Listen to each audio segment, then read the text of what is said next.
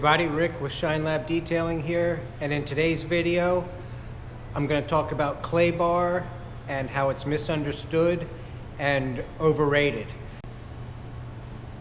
I think people just don't understand how clay bar works or what it does. And a couple Harley Davidson guys with bikes with hardly any miles on them, they're in pretty good shape, will ask me, are you going to clay bar it? You're going to clay bar it, right?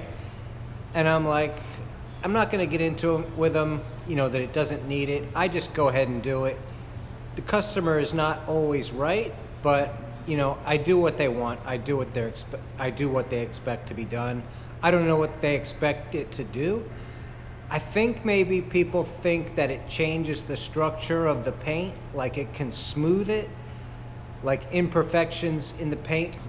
I think they think has the effect of like wet sanding or something like that, where it could smooth orange peel or fix scratches or blemishes in the paint. It's not going to do anything like that. Your paint is going to be exactly the same as it was before you clay barred it. It's just going to be smoother. It's going to get rid of things that are stuck to the paint, such as tar, grease. Dried worms are a pretty common thing that gets stuck on the side. It's not going to change the structure of the paint in any way. And don't get me wrong, it's a great tool. I use it. Typically, the parts of the vehicle that are the worst are the sides on the bottom here. Now this one's pretty good. I haven't clay barred this yet, so you can't really hear anything on here. It's pretty smooth, but it's got mud flaps, and the side step keeps this pretty clean. So, and then another common area is in the back, under the back bottom of the quarter panel behind the wheel. But again, this has mud flaps, so it's pretty good. This is real smooth back here. I'm not going to clay bar that. I am going to clay bar this one, but the one I really want to show you on is my neighbor's car. She never washes it, or she rarely washes it. She doesn't care. She keeps it outside. It's a RAV4.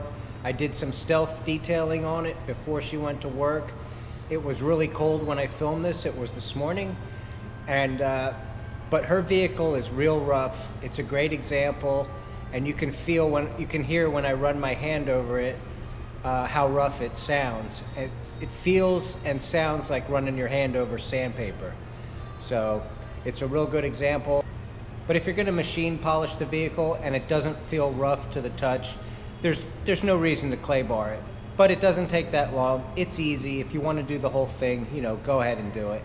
I've seen some people do glass, which is good. Again, if it feels rough, I can see doing that. Like a lot of times the back glass can feel rough on a vehicle, especially on an SUV. I think it gets deposits from the exhaust and that type of thing. So if you want to do glass, you can do it on glass also. And clay bar is not the only way to get that debris off. I could machine polish it off. I could just do it by hand with Shine Lab polish, but it's a little more work. Clay bar's pretty easy, takes it right off. And it's not going to take off everything. If you still have iron deposits on the vehicle, you're going to need to use a separate iron remover or polish or machine polishing. All of those things will take it off. It's just how hard do you want to work? How hard do you want to rub? So I showed you what clay bar is for and what it's not for. Now let's see how it works.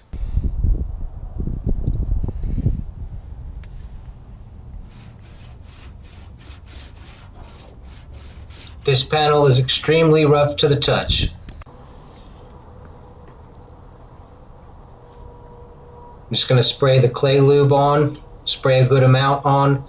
I'm going to move the clay bar as fast as I can back and forth, and you'll be able to hear the panel smooth out as I go along.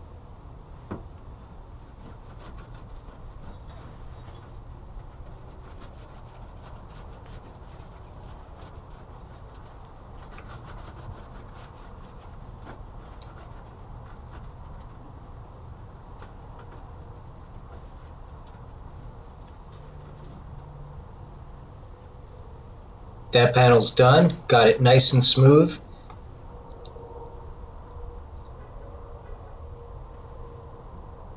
Nice and smooth to the touch.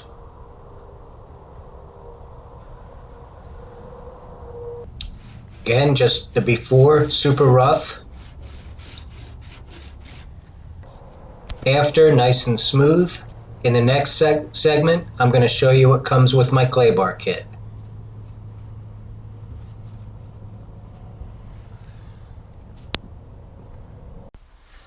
So my clay kit comes with a bottle of Detail, that's the clay lube, and one clay bar. And what I do, and it also comes with the 2 metal storage tins to store it in. Don't try to store it in plastic, it'll stick to it and you'll never get it out. It's like almost impossible. So first thing you're going to do when you get it is you want to break the bar in 2 and store it in the containers. Now this is the one I use in my detail business. It's probably about a year old. I've probably done 50 cars with it, so it's kind of dirty looking, but that's okay. And you can use these over and over, you know, unless you drop it on the ground, then you want to throw it out and get a new one.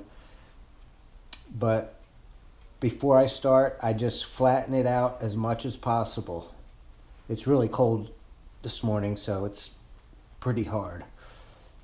But I just flatten it as much as I can. And this is what I'm doing in the video on the Toyota, on the RAV4. This is how I have the clay. And I get it as flat as I can. And then I usually just use one side for one side of the vehicle, and then use the other side for the other side, and that's fine. And then I just, you know, when I'm done, roll it back up into a ball, put it into the tin, and it's ready to use for the next time. So thanks for checking out today's video. Clay bar, I think one of the reasons it's misunderstood also is it's just a weird thing. You know, how could clay clean paint or make it any better? So I think that it starts right there with the misunderstanding, and then I think people just expect it to do far more than it actually can. All it's going to do is get stuff off that's stuck to the car, road grime, contaminants, that type of thing. It won't get things in the paint. I think people think it will remove things in the paint like acid rain damage, light scratches, swirls. I think some people think it'll smooth the paint like orange peel. It can smooth like wet sanding. So it's not going to do any of that. So I'm sure my buddies with their Harleys, or you know, when they tell somebody they got it detailed, they're like, yeah, they clay barred it and everything. Even though the clay bar did absolutely nothing. Those bikes were pristine to begin with. But whatever, you give them what they want. Thanks for watching today's video. If you found it helpful or useful, please hit that like button. Please subscribe. Take care. Have a great day. And don't forget to comment. If you have any questions, I don't have that many subscribers, so I can answer all the questions. Thanks.